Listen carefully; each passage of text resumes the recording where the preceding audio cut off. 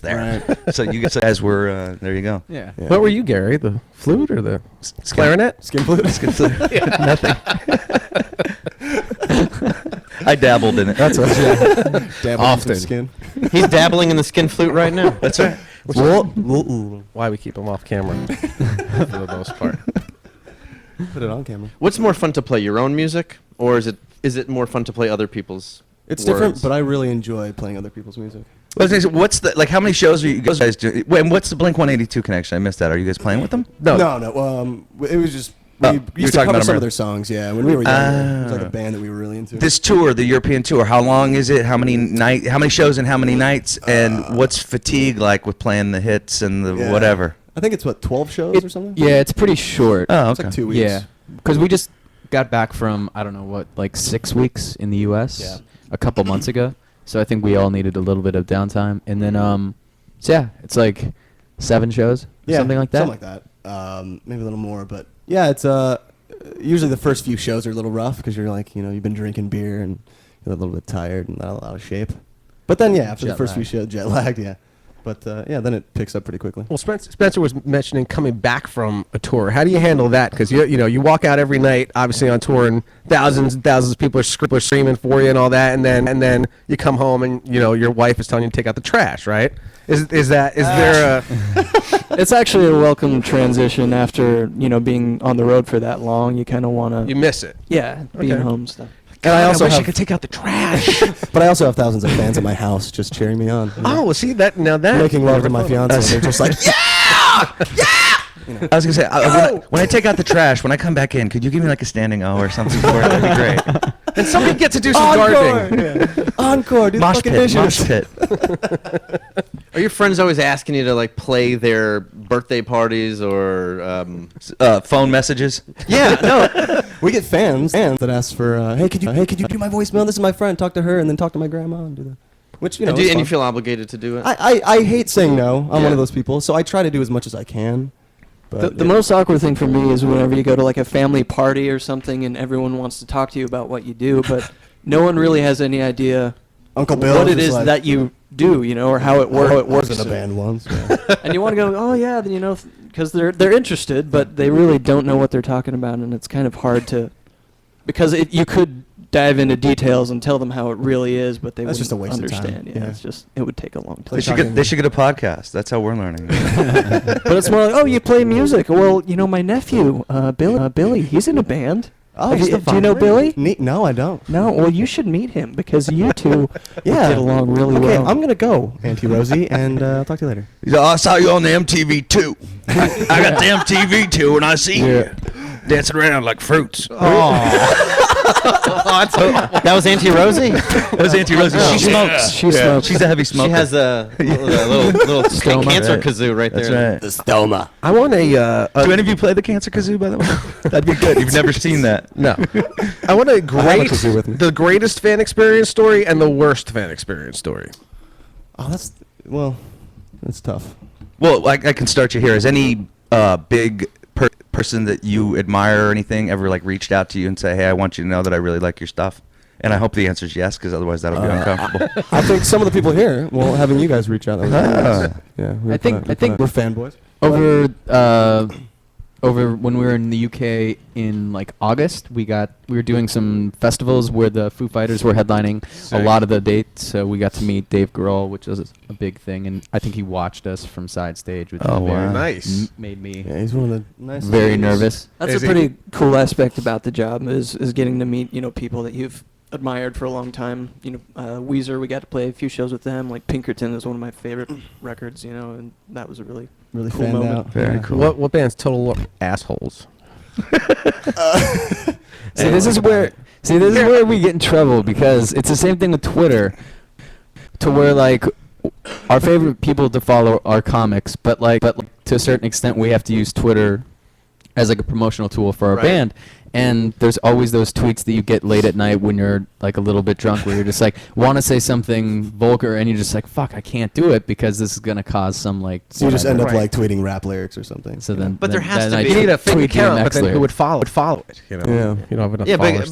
but Guy has a point. I mean, there has to be a band that maybe they were assholes to you when you were first coming up, and then maybe you've surpassed them now, and you're like, yeah, fuck you. You didn't let me play with We've you. seen a lot of rock and roll movies. Whatever, We know that's how it goes. That is how it We all saw Rockstar. Well, when we first started touring, a lot of people didn't like us because, quote unquote, we didn't pay our dues. So that was a huge thing in the music community where these bands that we were touring with, would be nice to our faces and then just talk shit in magazines. And it sucked, you know what I mean? Because we were never confrontational. I don't really want to name names, so I'm just going to tell you these names. No, I don't know. What does it rhyme with? I was gonna say, Schmozzy, I'm a Farrell and Fanson? I know somebody who opened for you guys. Schmozzy was That's right. What was your ascent really fairly quick? I mean, how old were you guys when you got like a record deal, or how'd that work? And are there record deals anymore? When we research? Yeah. There were before. We actually signed it when we were 17. Oh, you fucking And dicks. I know, exactly. And that's totally That's why people fucking hated us. Yeah. These guys Oh, it's come out of the weird, the- Guitar Center, and all of a sudden they have a deal. There's still cellophane on their So we got my first guitars. guitar, yeah. The band that I was in before, Brobeck's I in with us, I right? was doing for probably yeah. 4 years when these guys hit the scene, and everyone that was in my band at the time just hated and loved to talk Him shit too. about He doesn't want Panic to at the admit it, Disco. but Dallin fucking hated us. That is actually not true. I I think it remember is. hearing a song of theirs on the radio and go, wow, this is really, really That didn't good. happen. It was really good. But, of course, to save face, I'd be go like, yeah, screw those guys. But I secretly really liked their band, and it's kind of weird that I ended up playing with them. But Yeah.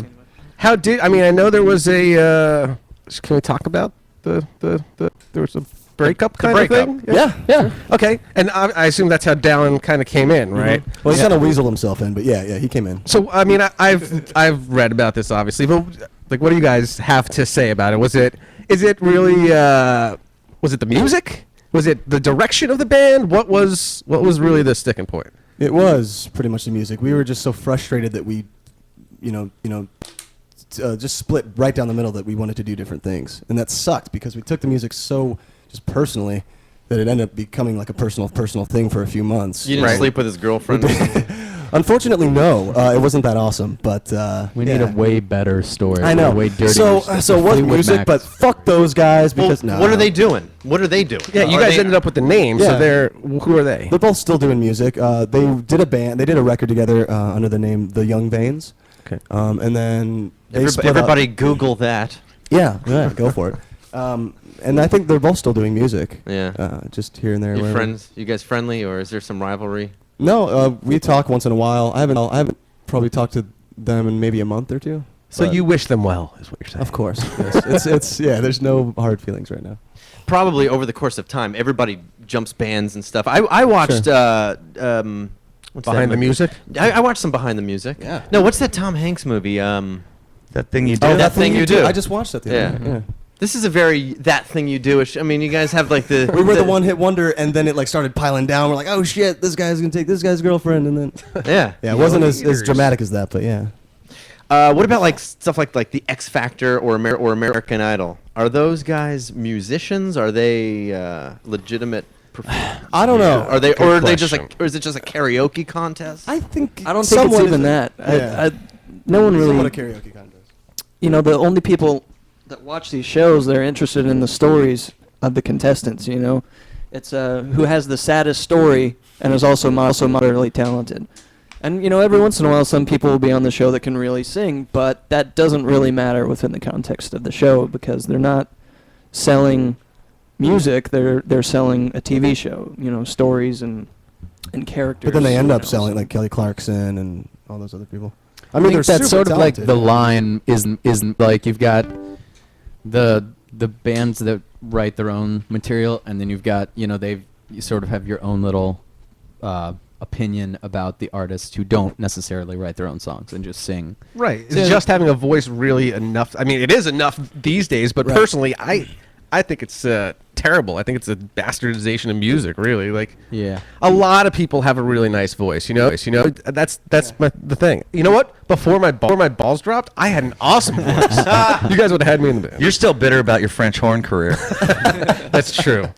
Things There's no dust in my there's closet. there's like this one fat fuck on one of the shows right now with a voice or whatever, like the guy with the beard, looks like me a little bit. Grizzly he's, Man, yeah. he's got a great voice. Yeah. But I don't know if he writes music or what. But That's a thing that kind of bothers me. Because I'm just more interested in somebody that would write their own music and can also perform it. I don't want to go too far afield here. But do you know, like, there's a bunch of restaurants in LA that are opened by the people who win like Top Chef. Really? And those restaurants are like respected fucking restaurants. I was thinking about that as opposed to like the American Idols of it all.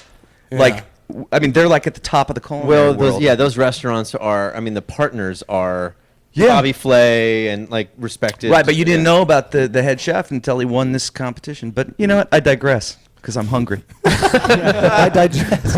I digest. I digest. You're always hungry. What about like stalkers? You have to. I'm looking at the chat room right now. They're going crazy for you in Brazil for some reason. Brazil. South is, America is Yeah. amazing. It's insane. Do That's you? another I mean, do favorite people place. just show up at your hotel? Do people show up at your? Yeah. I mean, do they know where you live? I think so.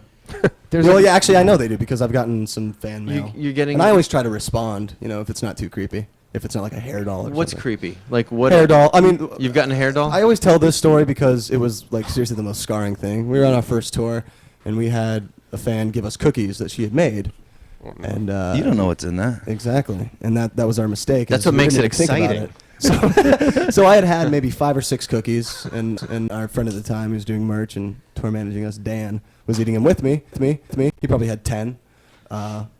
And we just kept pulling hairs out of our mouth. Oh. Not realizing that every single cookie had a hair in it, and it just really fucked us up. So we can only eat stuff that kids have bought prepackaged, and Smart. But they still could have like injected, I don't know, Roofing Or just don't Yeah. eat anything. Just that don't people put your do. pubes That's the in general- anything that you send to Panic at the Disco. So now I just throw pubes on the crowd. Yeah, there you go. You spit them at them. Yeah. I put them in my mouth. Wait, and then You guys have a lot of people with showing tattoos of your lyrics and all that stuff too. I yeah, that's assume? happened a lot more recently in the past few years. Actually, fans are getting older, 18 now, and they go, "Oh, I got my first tattoo." Actually, it's really flattering. I feel like it's bad. Yeah, I was gonna say, I was like, Like you're gonna regret that. Yeah. Your first kid comes out, you're gonna be so Yo, dude, pissed. you're gonna be 40 and it's gonna say closing the goddamn door on your arm. It's like what? What Yeah. were you thinking? I appreciate it, but goddamn. But at least the lower back tattoo isn't a thing anymore. So maybe they're not getting the, I've the never seen the- exclamation point right above Never their seen asshole. the panic tramp stamp, but What about your face? Have anyone ever tattooed your face on them? no, That's that cool. would be a first. Are you listening, people? Tramp stamp of the face. That's what he wants. Less pubes, more face tat. Or how about a tattoo of Brendan's face on on the face? Yeah, you A can face be on a Brendan. face, Yeah, I like that. Scary, because somebody's gonna do that. Let's not Can- encourage people. Damn. Can you tell us do you guys use pseudonyms when you go to hotels? Yeah, Can you tell us a former pseudonym? sure. I used Master Splinter from Teenage Mutant Ninja Turtles. There's been a couple. Nigel Tufnell, some of the Spinal Tap like names, things like that. I'm gonna It's say mine better- because I want a new one. Okay. Tyrell Jackson. Yeah. That's your current one? Dallin likes doing black guy names. So when they call up, they're like, Darnell. Mr. Johnson. Yeah. And like, he'll answer the phone. Yeah. Can I get that burger? Like, That's how they do at Starbucks when they ask, for your name. It's just it's Tyrone. And it's just Tyrone. That's a good one. yeah. We usually try to pick just comedians or whatever. They're Tyrell. We're gonna have to put a big deposit on your card. It's not because you're African American. It's just it's procedure. Wait, that's not standard procedure.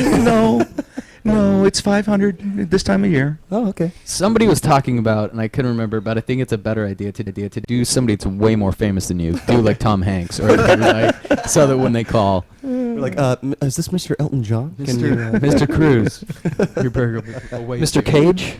Nicholas Cage? That's good. Let's hear another.